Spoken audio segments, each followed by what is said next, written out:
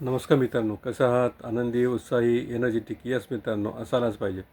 मित्रांनो, मला आज विचारायचं आहे की तुम्ही तुमची किंमत ठरवली आहे का? किंवा तुमची किंमत तुम्हाला माहीत आहे का? हे विचारण्याचं कारण म्हणजे बऱ्याचदा आपल्याला आपली व्हॅल्यू काय आहे ते माहीत नसतं. त्यामुळं दुसरा जे ठरवतो त्या हिशोबाने आपली व्हॅल्यू ठरली जाते. उदाहरणार्थ जर आपण उदाहरण घेतलं, जेव्हा एक कॅन्डिडेट इंटरव्ह्यूसाठी जातो, आर्ट कॉमर्स कॉलेजचा, सायन्स कॉलेजचा, इंजिनिअरिंग कॉलेजचा, मेडिकल कॉलेजचा, IIM IITचा जेव्हा इंटरव्ह्यूला जातो, तेव्हा बघा आपल्याला डिफरन्स जाणून येतो. जेव्हा नॉर्मल कॉलेजचा विद्यार्थी इंटरव्ह्यूला जातो तर तो सांगतो सॅलरी, समोरच्याने जर सॅलरी विचारली तर तो सांगतो मला ॲज पर कंपनी गाईडलाईन्स किंवा ॲज पर कंपनी पॉलिसी. आणि जेव्हा IIM IITचा विद्यार्थी जातो तो त्याची किंमत तो स्वतःच ठरवतो. त्यांनीच त्याची किंमत ठरवलेली असते. त्या हिशोबाने तो कंपनीला सॅलरी मागतो. तर याच्यातून असं समजतं की जेव्हा IIM IITचा जातो तो त्याला माहीत आहे तो काय देणार आहे, त्याची व्हॅल्यू काय आहे. जर जी त्यांनी व्हॅल्यू ठरवलेली आहे तर त्या व्हॅल्यूमध्ये तो त्यांना काय आउटपुट देणार आहे हे त्याला माहीत असतं. तसंच जेव्हा नॉर्मल कॉलेजचे जातात विद्यार्थी इंटरव्ह्यूला, त्यांना त्यांचं काय देणार काय नाही देणार हे माहीत नसतं. त्यामुळे त्यांची ती किंमत ठरवू शकत नाही.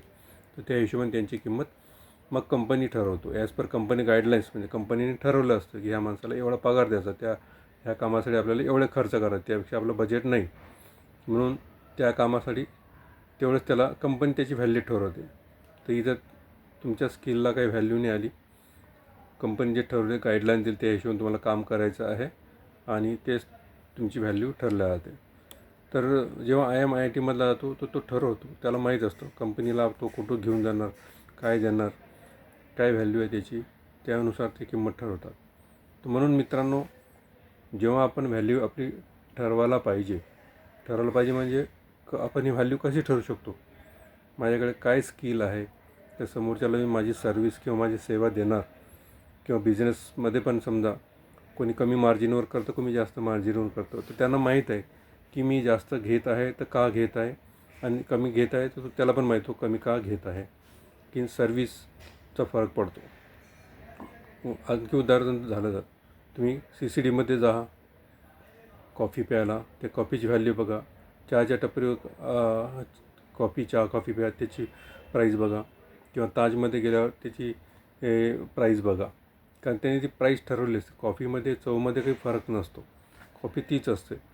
पण ती सेवा, जी क्वालिटी, जे ॲम्बियन्स आणि ती सर्व्हिस ती आपल्याला मिळते, त्याची व्हॅल्यू असते.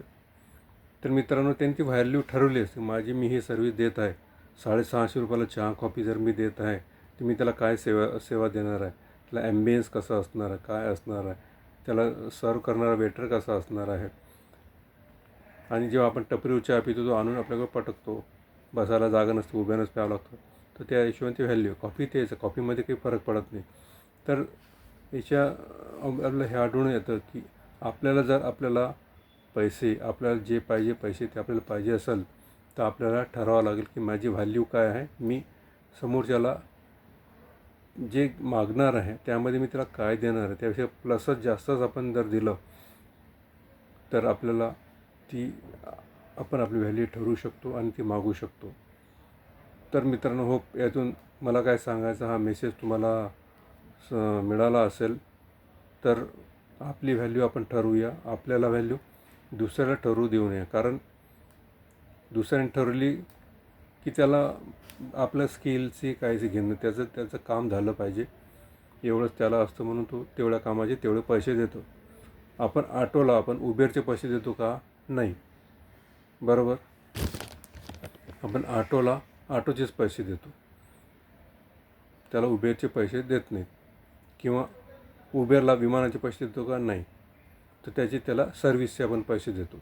म्हणून मित्रांनो, हे लक्षात ठेवा की आपली व्हॅल्यू आपल्याला ठरवायची आहे. आपण काय देऊ शकतो याच्यावर लक्ष जर दिलं तर आपली व्हॅल्यू आपल्याला आपोआपच वाढते. हेच आज मला तुम्हाला सांगायचं. होप तुम्हाला माझे विचार आवडले असतील तर लाईक करा, माझ्या चॅनलला सबस्क्राईब करा, कॉमेंटमध्ये लिहा. धन्यवाद.